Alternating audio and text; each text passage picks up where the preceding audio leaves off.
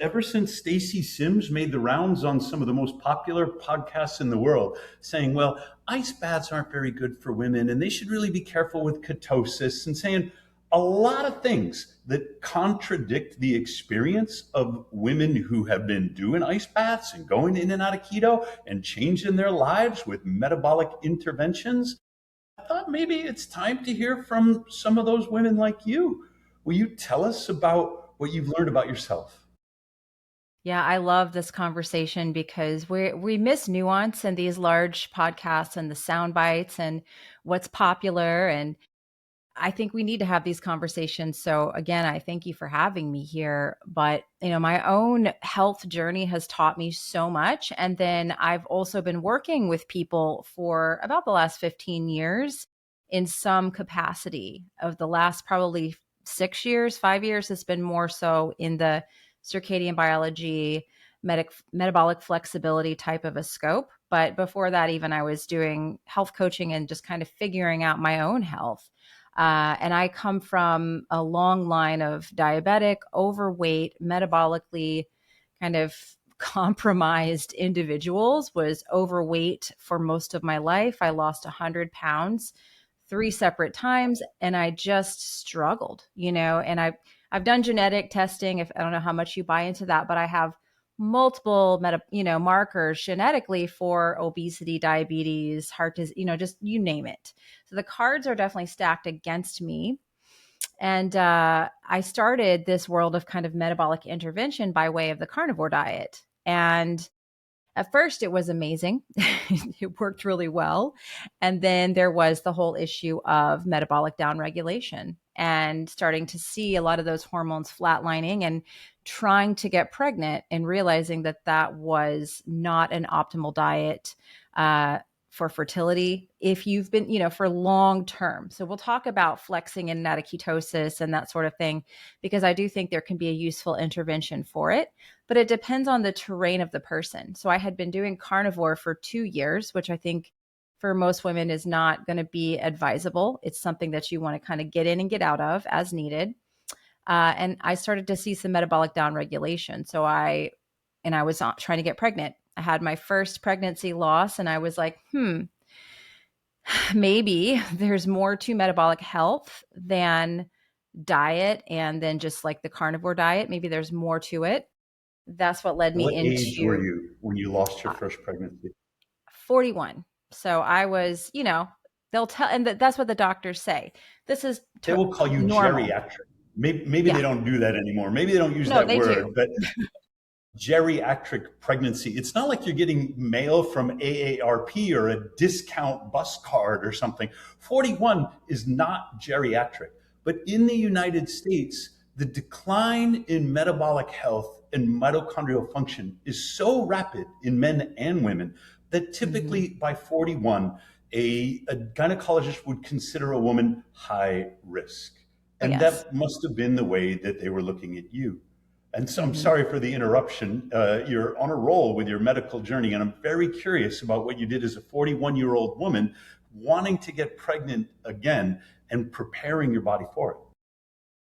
Yeah, I mean, I knew I wanted to have another baby. I had waited a long time to have this second baby, and I thought that I was doing everything right, had eliminated, all the toxic skincare, hair care, home care, all the products, that cause a hormonal burden and endocrine disruptors, got rid of those. I had been eating a carnivore diet, which, I thought was the cleanest, healthiest diet. So I had done a lot of things to get my body what I thought was prepared for pregnancy.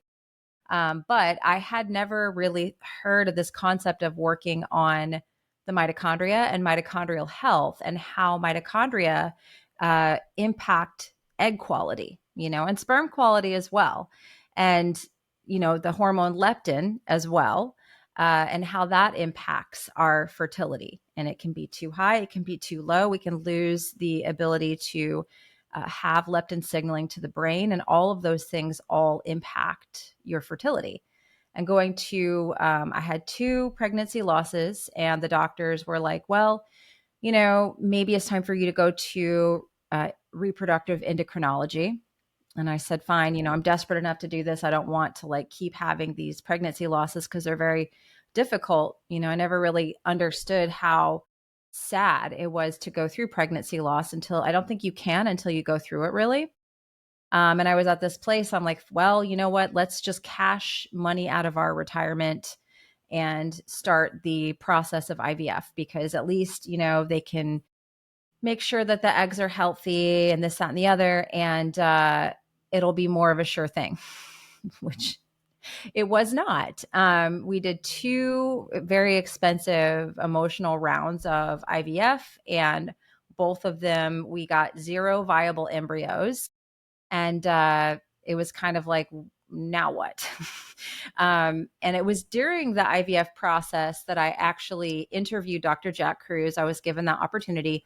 And he is the one I've only had one conversation with Dr. Cruz. That was the one and only. And I went on a different path after speaking with him of studying with a lot of different people and understanding it through this other lens. But he did put me on this path of like, you need to understand. He told me you need to understand leptin, circadian biology, quantum biology, and how your mitochondria work. These are going to be the keys for you in getting and staying pregnant. And so, again, that really put me down this rabbit hole, studying with the Quantum Biology Collective, going through their program, levels 1 and 2, getting the board certification, and, really just diving into this stuff. And along that path, someone who actually was a coach that, is in kind of Jack's group, he told me, you're an H2 haplotype, which means I'm a northern haplotype. You need to be getting cold along in this. And I was like, no, I don't want to do the cold plunges. I really don't want to. He said, this is Nobody how. wants to do the cold plunges. No. Joe Rogan doesn't want to do the cold plunges. Professor Seager doesn't want to do the cold plunges. I don't know anybody who wants to do the cold plunges. I just looked at him. I was like, you're crazy. And then, and then you have the other voices in your head, which back in, this was 2021, those voices were not so loud as they are now. I don't think cold plunging was as popular back then as it is now. And so, but you did have some voices just kind of saying, Chinese medicine says you need to keep yourself warm and nourished, and cold plunging is going to really disrupt your hormones and cause an issue. And, but I was at this point again where I'm like, you know what? What do I have to lose at this point? So I bought a tub from Amazon. It was like $60. And I would go to the grocery store and just load my cart up with ice. And they were always so confused. They're like, are you having a party? Like, what are you doing with all this ice? I'm like, I'm going to take an ice bath. You said, And I'm they trying to always, get pregnant, obviously. What are you even right. asking I me mean, for? this is my, I mean, duh. So they were always so confused at the grocery store, but I said, well, I really don't have anything to lose. And I think I did my first plunge at like 60 degrees for 5 minutes and gradually increased the temperature. And I played around with it a lot. So I did learn that there is kind of this upside down U-shaped curve for women and for myself also, where 1 month I did too much cold plunging, temperatures were too low, times were too long, and I ended up creating a cycle disruption. So I course corrected the next 2 months. And then it was that January that I actually got pregnant with my son. So it didn't take a long time. It was really about 3 months of consistent cold plunging. And that first month, like I said, I'm a more is better. Longer, lower temperatures, like that's my personality. I tend to dive, feet first and just do the whole thing. And again, realized that was too much. And I found a better rhythm for me with more moderate, probably I went between, 35, 45 degrees. And I did anywhere from 2 to 5 minutes and did that 3 days a week. And it, like I said, pregnant that January after 2 miscarriages, 2 failed rounds of IVF, and, a couple of years of trying unsuccessfully. And And how James is old were now, you when you succeeded? I was 42 when I got the positive pregnancy test and 43 when I gave birth that October because my birthday's in June.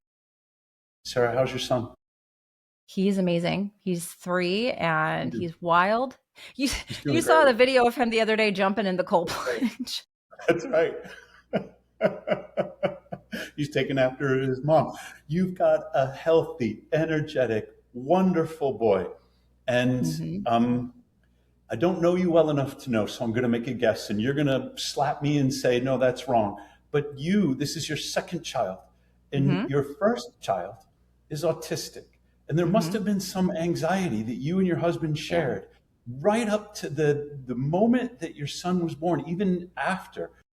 Will you tell us about him and his intellectual, his neurological development so that we can sort of reassure the audience that knows you and might have been riding that anxiety with you? Well, it's kind of a long explanation, I guess, if you'll bear with me. But with my daughter, she is 18 now and she has non speaking autism.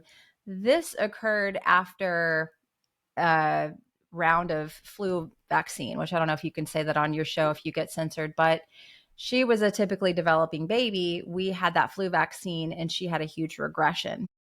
And so I had always kind of in my heart that said, if I have another baby, I will not be doing that. And I also, raising her was very difficult. I never planned on having another one because it was so hard. And it is still hard. It's very hard. She's going to live with us forever. It's a challenge, which is another reason why I am so psychotic about my own health because I don't know, I don't have a plan for her when we're gone. I really need to be the healthiest, strongest, sharpest version of myself for these children.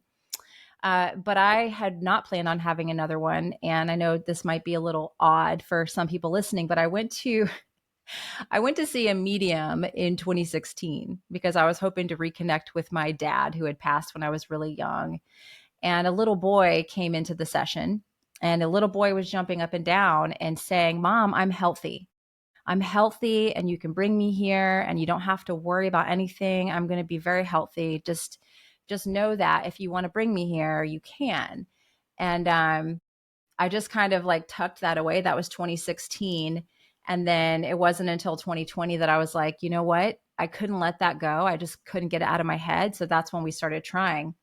But I had already, when I decided to get pregnant, I had already in my heart just said, he's going to be fine. He already told me he's going to be fine. And I kind of repeated that through my pregnancy and beyond. And it was my husband really who he has struggled with, my son to just be like, okay, is he on all the milestones? Is he doing all the things? And he has always been right on point, actually ahead of a lot of the kids that are his same age. And so that has been, I would say, more of a challenge for my husband. Like me in my heart, I just had this knowing that he was going to be fine, especially when I found out it was a boy. The crazy thing is when we did have the pregnancy losses, we always tested the embryos to see, was it an abnormal embryo? Was there a genetic abnormality? And when you do that, you can see, is it a boy or a girl? Both of those were girls. And then when we did the IVF, we got embryos, but they were all genetically abnormal. They were all girls, all of them. And so that kind of kept me going also. It's like, well, he's not here yet. He's coming though. So that's a little bit of a woo-woo explanation No, to that's your still faith. question, but yeah. And I can understand why your husband would have doubt. I've experienced an analogous shock to my own system. When my son was 6 years old and he was diagnosed with diabetes, I felt shame. I felt inadequate. I felt like a failure as a father. I didn't know what was going on with him, and the feeling of ignorance and helplessness scared the hell out of me. He also has a younger sister. And when we measured his blood sugar after eating an Oreo cookie, by the way, there is no amount of insulin you can give a child diabetic that will prevent a blood sugar spike from an Oreo cookie. And so we saw in him the effects on his body. And of course, I began to think about my daughter differently because the exact same thing is happening in her, or the exact same thing is happening in me. So the anxiety that your husband might feel as he's hitting his milestones, I can relate to, and he's doing great, at least from what I've seen on Instagram, as you always knew he would. Yeah, And he's doing very well. you brought up a lot of things that, if you'll pardon me, I want to go back and touch on several of them.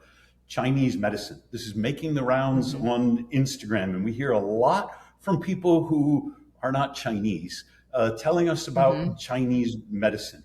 And I'm not Chinese, and I don't know anything about it except that it's often preceded by the modifier ancient. We're not talking about Hmm. Chinese medicine that emerged since the discovery of brown fat in adult human beings. We're talking about Chinese medicine that predates central heat, that predates heated leather seats, that predates SUVs, that predates triple pane, glazed windows that cut us off from Hmm. infrared. We're talking about Yes. practices or aphorisms. We're talking about a wisdom that was meant for an age that predated our technological existence.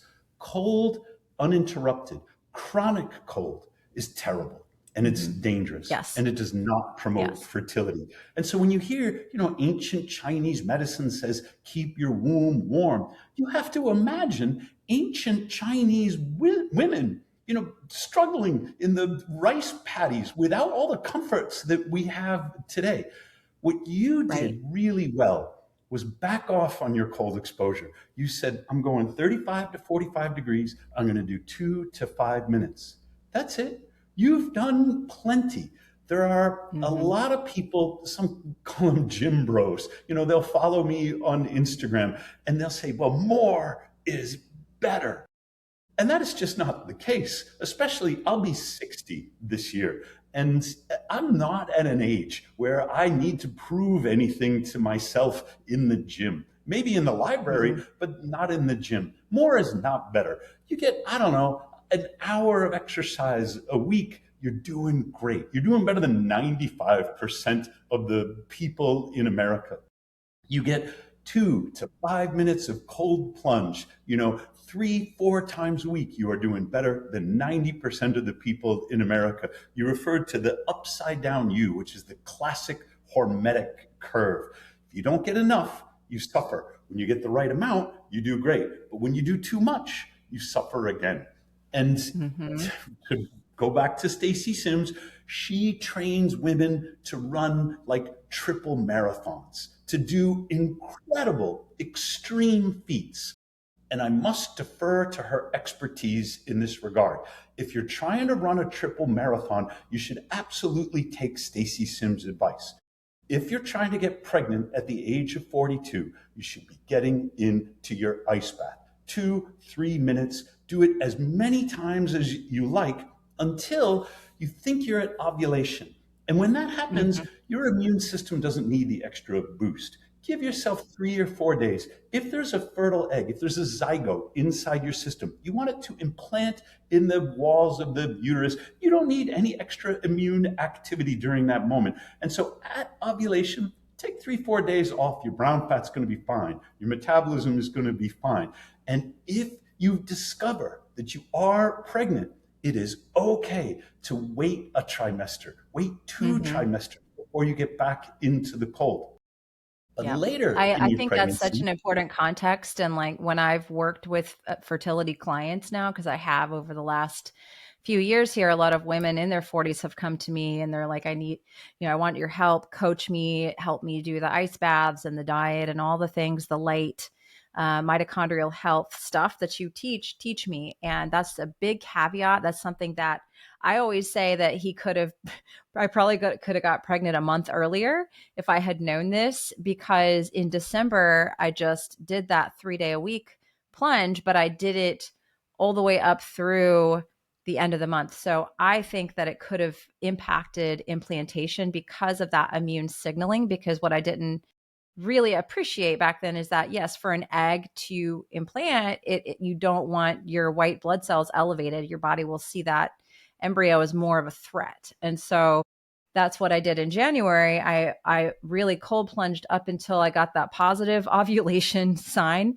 And then I said, okay, that's it. And I was like, I won't cold plunge again until if I get pregnant, I will wait. But if I'm not pregnant, then I'll wait until like cycle day 1 to do it again, or 2.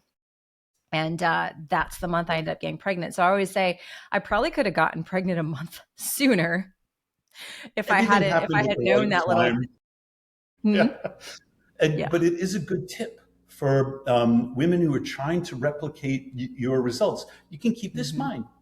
3, 4 days when you know you're ovulating, let your immune system back off. This is a Hmm. foreign body that has yet to attach itself to you. And you don't want your immune system to get confused.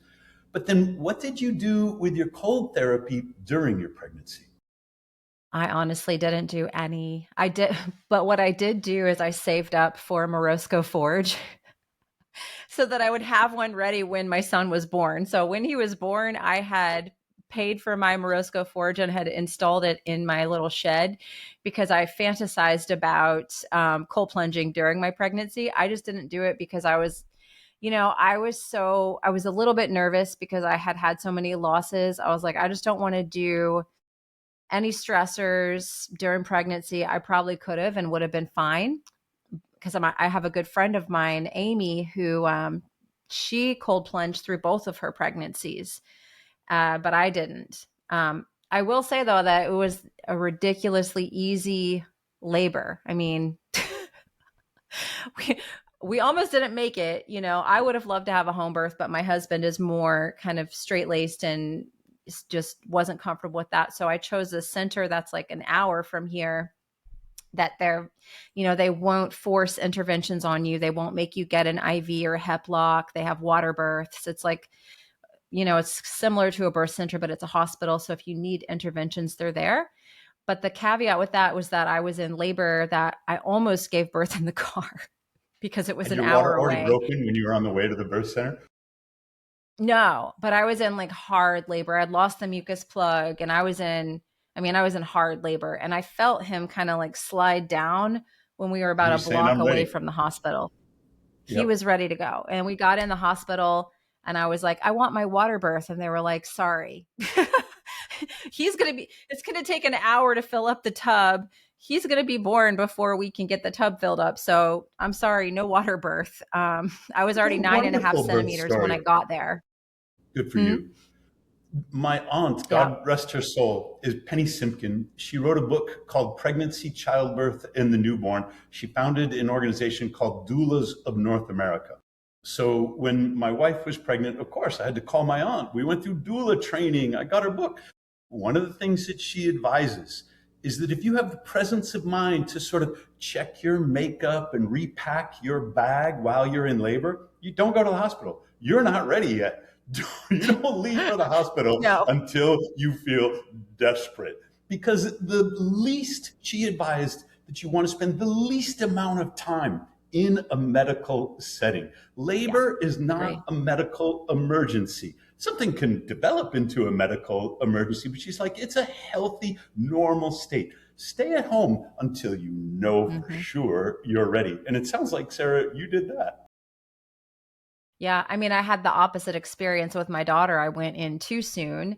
And then they ended up giving me Pitocin and inducing the whole thing. And it was horrible. I mean, it was horrible.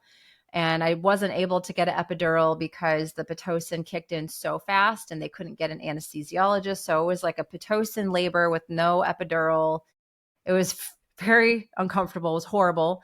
My son, everything totally natural, no epidural, obviously, no Pitocin. Everything just happened on its own. And I'm not going to say it was a walk in the park, but it was definitely easier than with my daughter. And the center that we chose, they let us go home the next day. That's one of their policies. Is like, we're not going to keep you here. That's another reason I chose that center.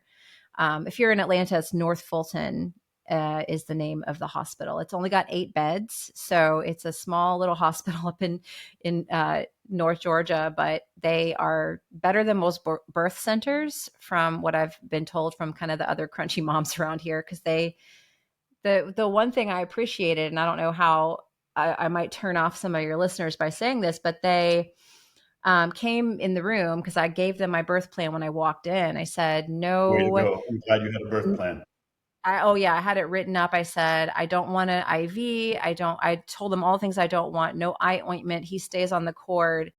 No no vaccines, nothing. And they were like, okay, no problem. They read it before we got through. And then they came in and they said, hey, do you want a circumcision? And I was like, no. And they were like, oh, thank God. We hate those. I was like, wow, interesting. So it was I a was very different circumcised. I hospital. don't have any Hmm? memory of it, and I insisted that my son was not.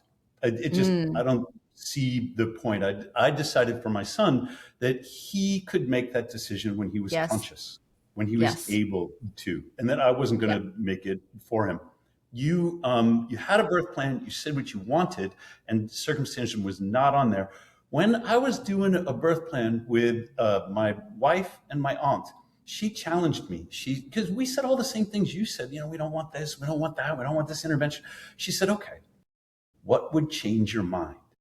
And I'm like, oh Mm, no, wait a second. We definitely don't want a C-section. There's nothing that's going to change our mind. And she said, well, hang on a second. And she put us through some scenarios. You don't want a fetal monitor. What would change your mind? She said. And she made me realize that a plan is not predestination.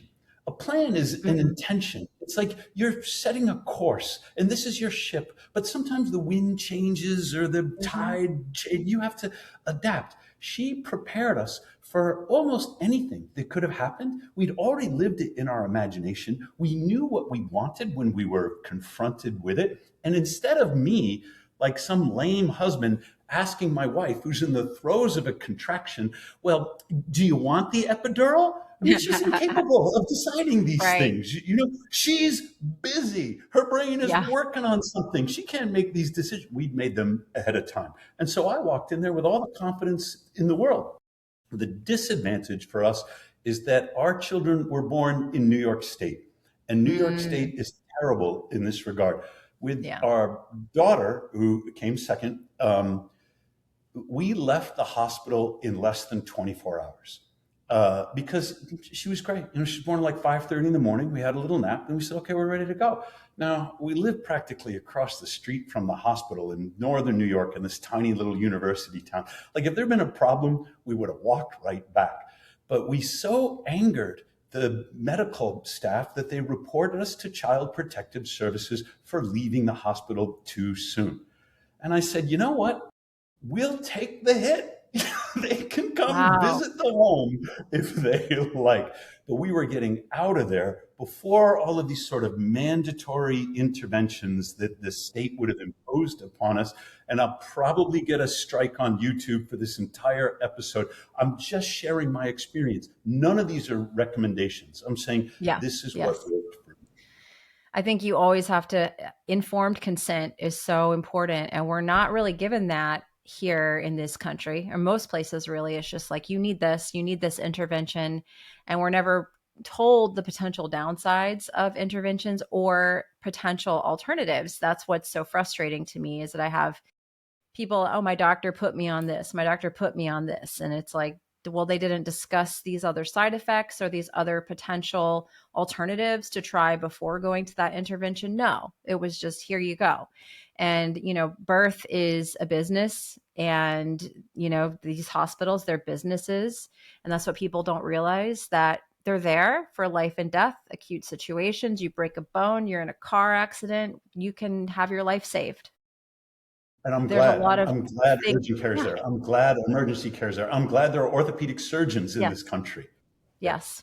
And I don't think I'm not one of these people that thinks any doctor is out there intentionally trying to harm people. I don't think at the core of most of doctors that I've met over the last few years, especially since I've been doing this, I haven't met doctors with bad intentions. I think they all come with good intentions, but then there's this whole system that ties their hands and that creates all these stipulations to what they can and can't do. And it's just a system that sets everybody up to fail, unfortunately, including the doctors. And so it's, a popular thing to just demonize doctors and say this, that, and the other. But I think we have to look at the whole picture. And when we look at the hospital system and the birth system, when you understand it's a business and when you understand this is their protocol, this is what they're going to do to everyone, but I have the opportunity and the choice to opt out and to not participate legally, then, I'm going to exercise my right to decline certain things, um, and assume those risks. Your doctor didn't put you on a statin. Your doctor didn't put you on blood pressure medication. You did. Your doctor Hmm. gave you an opportunity or a recommendation, and it is the patient that is responsible for what they put into their body. Thank goodness. Hmm.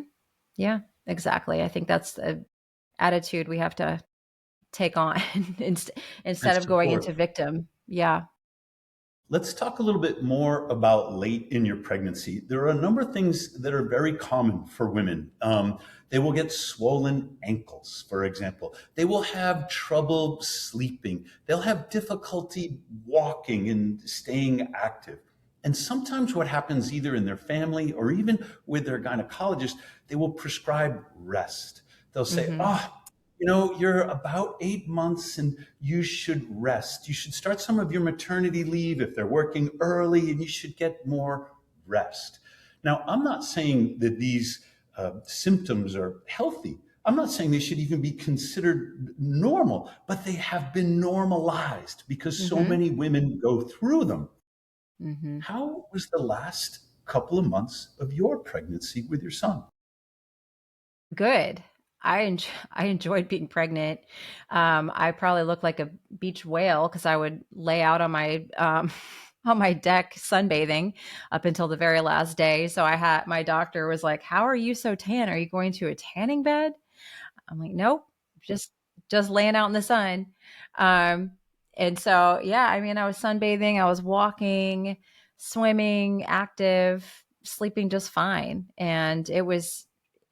I feel like I got lucky in a lot of ways. Like I feel like I could have had 10 more kids. Like my body's just built for pregnancy, um, and childbearing. But it is what it is. I've got the two that I have, and I'm grateful for it. But yeah, pregnancy was great. I loved it. I enjoyed every minute of it, really, other than every now and then I would just be like, is he okay? I'm checking to make sure, is he still kicking and all that stuff. But really, health wise, it was fantastic. What were you eating when you were pregnant? Because you told us that you experimented with carnivore, and I'll tell you what my wife did with our son after we hear more from you. Yeah. So before I was able to get pregnant, I transitioned my diet to more of a seasonal approach. So I did bring in like carbohydrates that were like potatoes, apples, fruits, vegetables, those sorts of things, and just kind of mixed it up. And I would interlace some keto in there. So I would still have some periods where I would do a little bit of keto. I would see if I could get into ketosis. Then I would just come out and be in a more seasonal approach. So that was before pregnancy. So I wasn't in ketosis when I went into pregnancy. So I didn't do a ketogenic approach during pregnancy. What I did do was I made sure to prioritize high quality animal protein, lots of eggs. So I did some organ meats as well. I did salmon roe. Everyone's like, "Where do you get your salmon roe from?" I'm like, "It's a ridiculously expensive thing that I do for the family, but it's called a restaurant called Caviar Roos. They're in New York and Miami, and I would buy the tins and just have them shipped and do a spoonful of that 5 days a Practical week. medicine. Yep. Yeah, and my son, that was one of his first foods was the salmon roe. He calls it candy. Now he's 3, he calls it his candy. So crazy. I want more candy. I'm like, okay. And he'll take the tin and just eat out of it. I'm like, that's so Yeah, that ain't no expensive, but licorice, son. oh my gosh, it's so expensive, but okay, this is good for your brain. But, I just really focused on nutrient density. And I did allow myself to have, like, again, potatoes, fruits, those sorts of things. And I didn't force myself to do ketosis. And to lose the weight after pregnancy, I did really the same thing. I did a lot of the principles that I teach in my leptin program of the seasonal foods approach, prioritize protein, and then I layered on a little bit of fasting when it's appropriate, when the body has those signals back on board. The leptin signal is really working the way it should, and you're getting what you need. You've got enough nutrients on board. You can throw a little bit of fasting in there, and the body does beautifully with it. So, That's the approach I still follow. And I'm actually about, I would say, about 30 pounds leaner now than I was before I even got pregnant, which is crazy because I'll be 47 in June. So, Sounds like it's working great for you. Not surprised. Pregnancy is a state of physiological insulin resistance. So, I mean, physiological rather than pathological. Pathological insulin resistance will lead to type 2 diabetes, or in the case of pregnancy, gestational diabetes. But there's so much growth hormone in a healthy woman that it will interfere with the action of insulin. And this is fine during pregnancy. Puberty is another state of physiological insulin resistance. And it's Ben Bickman who taught me this. You know, he's probably the world's most famous insulin expert. And he's the one who is most cautious about hyperinsulinemia. And he's saying, look, puberty, pregnancy, it's physiological. But many of the symptoms that women report late in their pregnancy, so this is last trimester, are indications of metabolic dysfunction. This is when the physiological insulin resistance has begun to become pathological. And the clinical tests, like a glucose tolerance test, that are insensitive to what's going on with a woman's metabolism when she's pregnant. That is, these tests were not devised to detect metabolic irregularities during pregnancy. They were devised for diagnosing people who are type 2 diabetic, way down the road of insulin resistance. So when the ankles get swollen and the sleep disturbances start to show up and the lethargy kicks in, rest is not the answer. The women who have reported to me will get into the ice bath. They'll do just 2 or 3 minutes. And their doctors, their gynecologists are like, look, it's fine. Your baby is so well insulated from the cold water. Do not concern yourself that you're going to somehow give your baby hypothermia because you've been in the ice bath for 2 or 3 minutes. They get a reduction in inflammation. They get a boost in mitochondrial function. They fix some of that insulin resistance. They become more insulin sensitive and they sleep a lot better. So instead of winding up with preeclampsia or gestational diabetes, their pregnancies go longer. They have better birth outcomes. And there's some good epidemiological data on how bad heat is during pregnancy and how healthy brief or acute cold exposure can be. It's a good time to interject. You might not have been into sauna at the time, but you were living in Georgia. Heat is a terrible thing for men, who are trying to conceive, but also women who are pregnant. So get the heck out of the sauna if you're carrying a baby or you're trying to conceive. Yeah, After I the did birth, not do, I have a sauna now, but I didn't have one before pregnancy. And I did do sauna a lot after the IVF because I there you wanted to go. clear all those hormones Yep. out of my body. So I did strategic like castor oil packs. I did sauna with binders. I did want to try to pull as much of the IVF drugs out of my body as humanly possible. So that was the utilization of sauna for me. But then it was eventually we were good with sauna, did enough of that detoxing and went into the cold. And I think that was helpful. So I do sauna now, but yeah, when I have women who love the sauna and they're trying to get pregnant, I'm like, we need Mhm. to back Have a down break. on that. Yeah. Yep. It's fine after the birth. It's fine for Mhm. breastfeeding. So is ice bath, by the way. Some people are But yeah, worried that the vasoconstriction of the ice no, I bath might jumped stop right the in. way to go. Did you experience any difficulties with your milk coming in? No, mm-mm. Everything And was you just totally all fine felt with that. fine. We Yep. hear this a lot. My wife has an older son. Before we met, she was pregnant at what's now considered a young age, 22. Mhm. And she did suffer from preeclampsia with her first. And one of the things that my aunt was really good about was prioritizing protein while she's pregnant. My aunt said, look, you're trying to build a new human being. It Mhm. takes a lot of protein. One of the Mhm. things that was overlooked, and I'm not blaming Penny Simkin for this or anyone, but I learned this from Stephen Cunnane later. The brain is built from fat. In Mhm. particular, there are certain fats like DHA from which the brain must be constructed. And so prioritizing protein is good advice for a woman who was eating too many carbs, tipped over into pathological insulin resistance, suffered from preeclampsia, and now is pregnant again. That was the situation with my wife. She was counting the grams of protein so that when we left our Bradley method class and we went to Wendy's and she had, the triple cheeseburger, which can be healthy. And she said, I haven't hit my target. I said, I'm going to go get you a fish sandwich. I mean, she was packing the protein in. What we didn't know was what Stephen Cunnane taught me. We needed those animal fats, the fish Mm-hmm. oils. We needed the Mm-hmm. sources of DHA that cannot be found in seed oils. And thank goodness our son was very healthy. He's very smart. Is neurologically, well developed. But if I could do it over again, I would have done like the salmon roe that you're talking Mm-hmm. about. I would have found those sources of the omega-3 fatty acids from which the brain is built. It's not just about prioritizing protein, it's about prioritizing the right fat. And it sounds like Yeah. you're doing this now too. Yeah.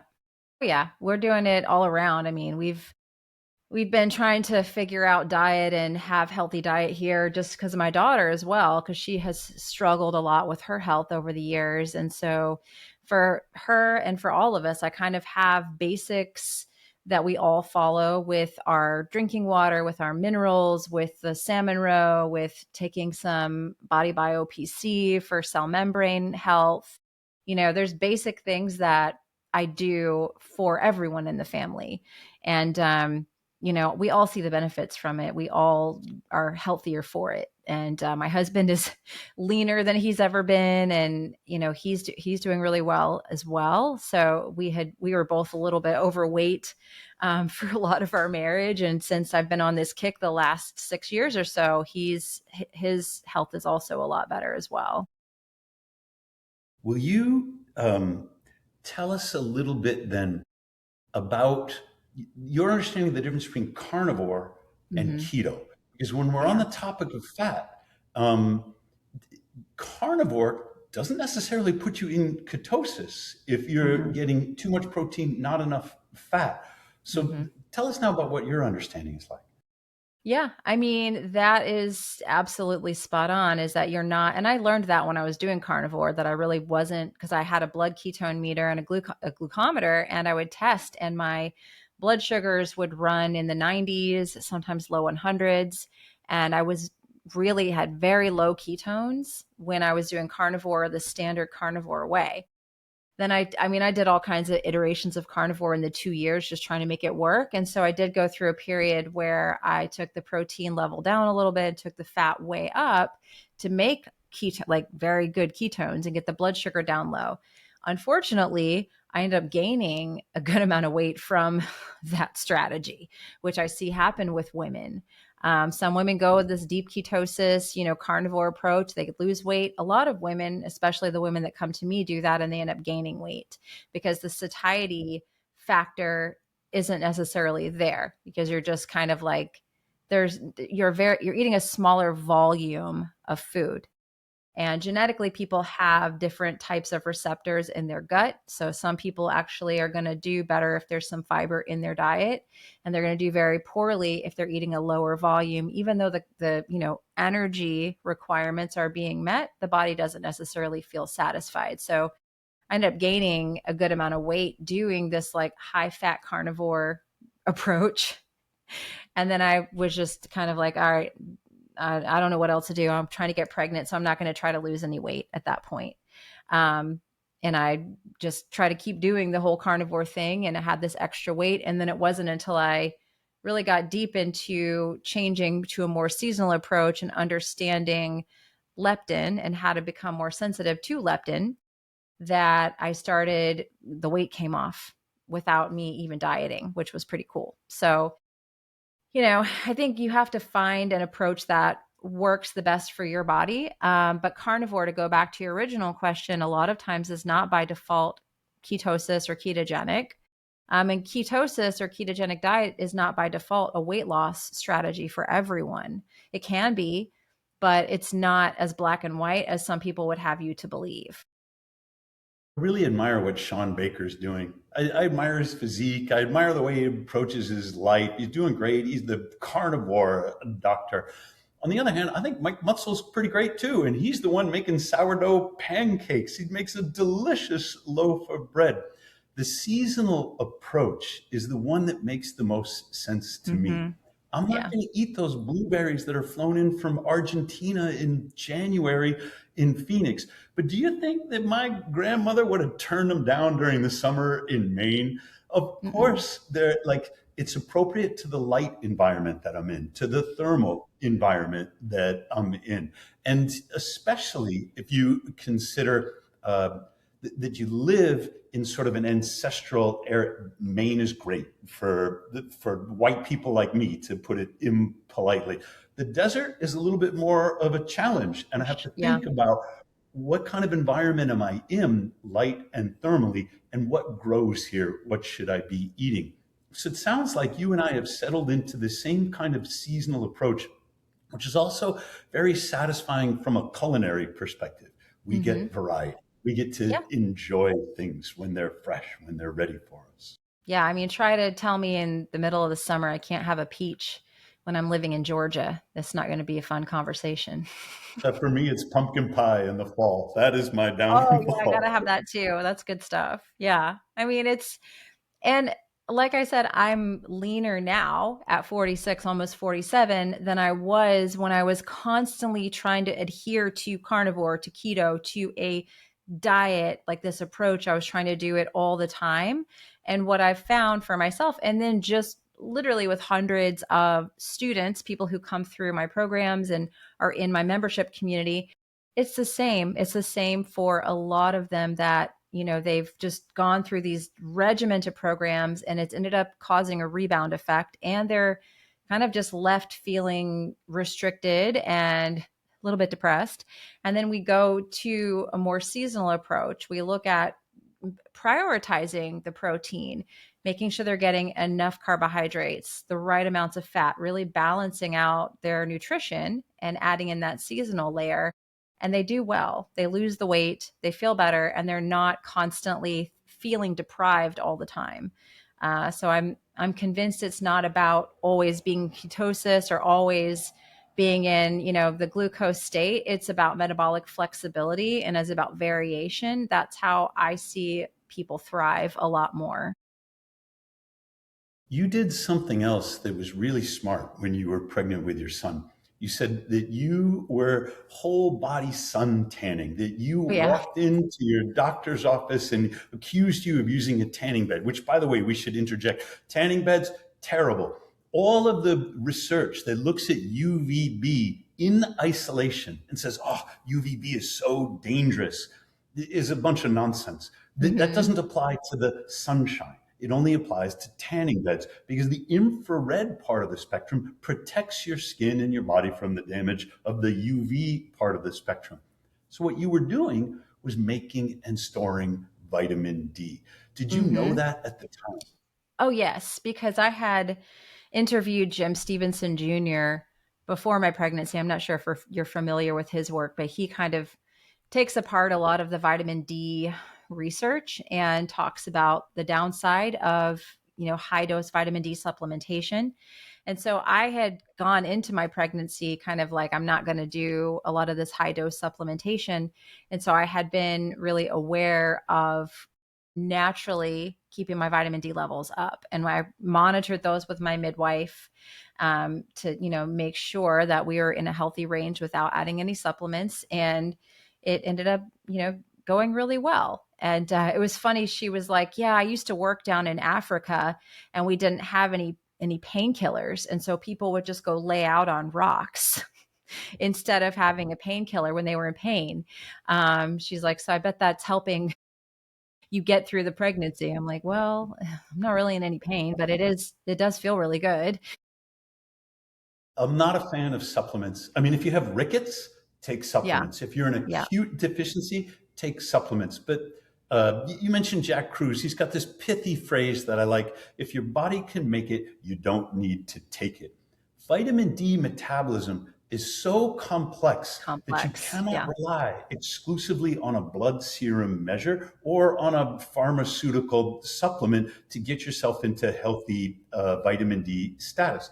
The sunshine is best. Yeah. And Yeah, it turns out it's so many it's things wicked. that vitamin D supplementation, they can impact your magnesium status, and most people are low on magnesium to begin with.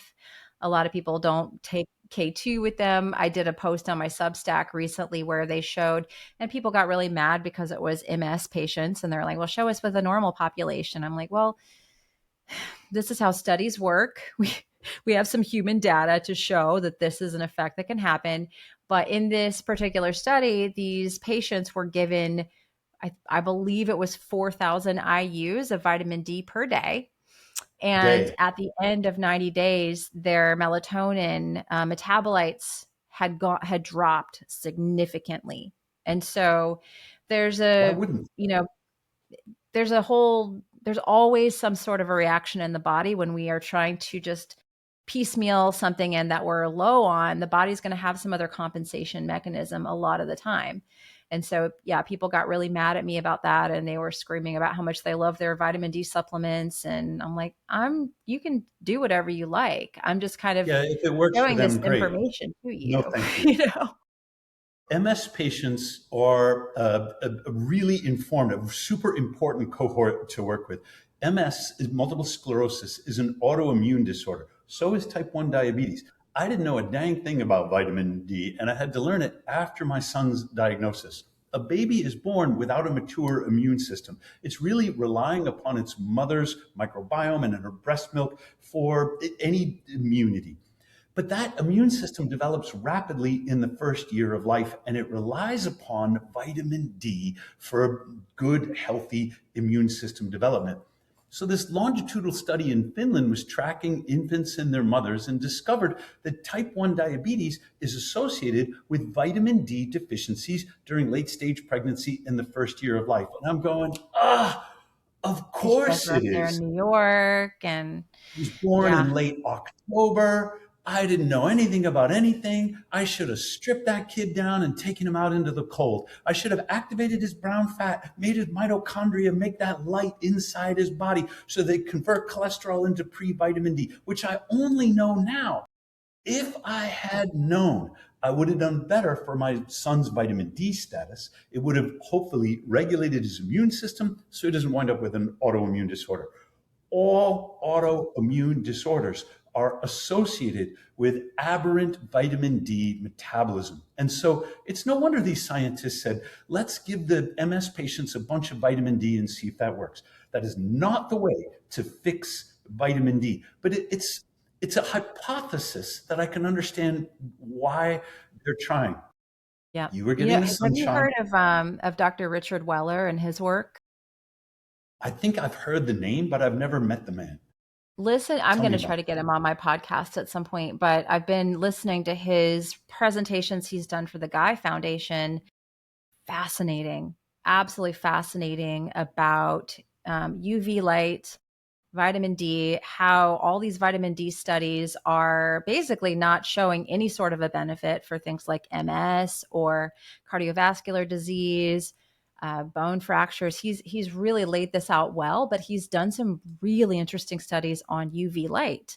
Um, so I'm working on a longer Substack article to go through all this about UV light, the negatives, positives, how someone could use it potentially, but his work is just really groundbreaking, and he's a dermatologist who's speaking Wonderful. about the benefits of UV light. So if you want a good talk, I would listen to his it's on the Guy Foundation's YouTube channel, Dr. Richard Weller. Really, I'll really go find it. fascinating stuff. Yeah. So now we know some things that we didn't know when your daughter was born or when Hmm. my son was born. We know that it is mitochondria that steer neurological development. Good thing to know because the whole brain and nervous system relies upon mitochondria to develop it in the fetus and in the child's first 3 years of life so that it's healthy. We now know that vitamin D is essential for the healthy development of the immune system. good Lord, we thought what you needed for a healthy immune system was to get shot up with a Hep B vaccine at birth or something like Right. that. How wrong we could possibly have been. Are there any other things that you've learned sort of in the last 25 years of being a mom that you can pass on to our audience, which is curious about ice baths, but no longer naive about the kind of advice they're getting from centralized medicine? Yeah. I mean, so much. But I think one thing that often gets overlooked, and I've dealt with this with a lot of fertility clients, is the role that your nervous system and just really coherence plays in the whole scape of things, because my son, my daughter ended up having some crazy health issues after my son was born, and we moved into this house. It was really a bit of a disaster. I've talked about it on my channels before. And my son, the little baby, he's like, I don't know what to do about this. He ended up developing eczema, which we have eradicated, and he's doing phenomenal now. But we did a lot of this like functional testing. Is it yeast? Is it this? Is it that? Is it that? No, no, no, no. And it really, the only possible explanation is that it was his nervous system reacting to his sister having grand mal seizures and being in the ICU, and him being a little baby, not being able to do anything about it. So, and that's something I couldn't have controlled that. I try not to beat myself up over it or feel bad, but that is one of those situations where we have to also look at how the nervous system can override perfect diet and perfect all the things sometimes, because the body is in a state of threat. And so, we've done our best to get both of them doing a heck of a lot better now. But that's one thing that I think when we're in the health community, we do the ice plunge and we do the diet and we do the protocol and we do check off all the boxes. But if we're in a stressed out, panicked state over it, and the attitude that we have about our health is one of like, just pushing and stress, right? Then you can kind of wreck the whole ship. So you have to go into a state of acceptance as the best if you can, and really, look at your health through that lens of like best possible case scenario, instead of stressing about all the things that you don't want to happen or that could happen. Always envision yourself in that healthy, healed state. Because that was the one thing that I think was the kicker that allowed me to get pregnant with my son, is that I began visualizing every night before bed. I would sit in bed and I would hold a baby and I would imagine it was my son, and I would allow all those feelings to come over me of how wonderful it was going to be to hold this baby. I was doing all the process, right? But I think that was the final piece, and then we learned the lesson about nervous system down the road. So that's something I think that you can't overlook. And that's sometimes why I think you see people that are just like doing everything wrong. You're like, how are they getting away with that? But they're just like so genuinely happy and they're in this like bliss state that somehow it overrides, some of these things that are maybe not so healthy that they're doing. So we think that we know everything about health, but there's more to the story than getting it all perfect. There's two aspects. One is a couple who's trying to conceive cannot help. It's very normal for them to compare themselves to other couples and say, "Well, it's so easy for them. She drinks like a fish. How did Yeah. or do whatever it is?" And these sort of like imaginary moral judgments creep Hmm. in because they may be experiencing grief, like because they don't, every stick you pee on that doesn't come up positive is like sort of a redoubling of the loss of an imagined future. It's Yes. very Yeah. difficult to Yeah. deal with. And Yeah. so we can cut them some slack. Yeah. We know that comparison is the thief of joy, and yet it's a very normal thing for human beings to do it. So this is one. The other thing is that adults can learn coping strategies for this sort of self-soothing or this nervous system regulation. But we often lose track of how our kids are doing. because Hmm. kids seem like, oh, they're fine. They might have some short-lived sort of dysregulation and then appear to us bounce back. But they don't have the same coping strategies. They haven't been taught the same things that the grown-ups do. When my son was diagnosed, he became the central focus of our attention. And for his older brother, we weren't so worried. His older brother, he's got his own life, he's got his own friends because they're 8 years apart. But his younger sister, who was 3, we were worried that she would feel left out or neglected. Um, I don't know if we did the right thing or the wrong thing, but one of the things that we did was involve her in his care, in particular in emergencies. If I dosed him with too much insulin, his blood sugar would drop. He would become hypoglycemic. Brain fog would set in. He'd lose his, sense of coordination, and it could be very dangerous. We put juice boxes all over the house because if you overdose a type 1 diabetic child, the antidote here is liquid carbs, and that will counteract the action of the insulin and bring his blood sugar back up. We told my daughter Emma where all the juice boxes were, and we held emergency juice box rehearsals where she knew how to run to the nearest one and get them. Now, we have only activated the emergency juice box protocol like twice, but she swears to this day, she's 27 years old, that she's been scarred for life, that if she hears the word juice box, she'll be scrambling in all directions to try and find one. Maybe what we did wasn't the right thing to do. Maybe I was just doing this for my own sort of peace of mind. I think that one of the things it did for her was give her the sense of being involved, that there's something she can do. Children are so often powerless in their own lives, whether it's over their health or their nervous system state or whatever their ambitions are, at their tender age. And one of the things that grown-ups learn is regaining a sense of control will help take them out of that sympathetic, fight or flight activation.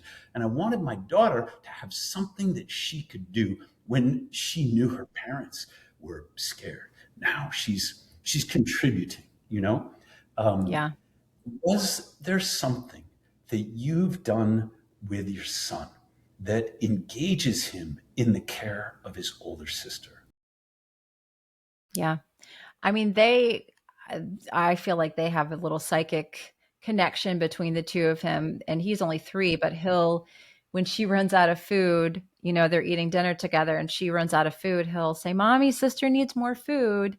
Whenever he is going to get something, he wants to make sure she has one too. Like if he's getting an apple, he wants to get one for sister. And he's very tuned in, and I feel like he knows that she's very different than everyone else. But it's so we'll see. I'm hoping that we're raising a very empathetic, kind boy. That's what my hope and my pray is, that he will be someone that's needed in this world, as there are more and more people like my daughter, children like my daughter out there, that he will be an ally and maybe somebody that is standing up for these kids and helping out in some way. But at the same time, I'm also giving him the freedom of, if he doesn't want to do that with his life, if he wants to go off and be an athlete or whatever, there's no pressure for that. But I do have a little hope that him being raised in this environment with a sister of this way, that he'll kind of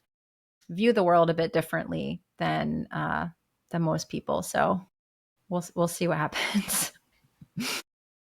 Thanks for sharing your story. I hope that your experiences are going to encourage other people to do their reading, to get the pregnancy, childbirth, and the newborn book, to make their birth plans, to fix their metabolism, to seek alternative medical or clinical teams when they do become pregnant, so they don't wind up trapped in the centralized baby making business as a profit center. There are so many things that people seeking to conceive or start a family or grow a family really need to know. And I think the most important one right now is 41 ain't old.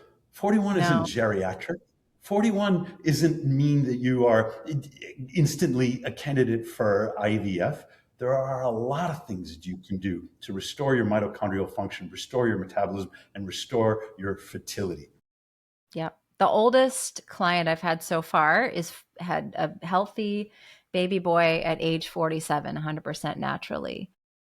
That's the oldest so far, but it's possible. Now I'm going to be 47 this summer and I do not want to have I'm good on babies.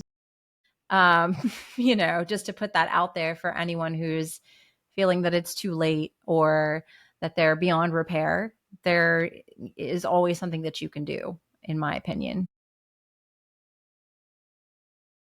Yeah, thank you. Thanks for having me here. Talk to you again. All right.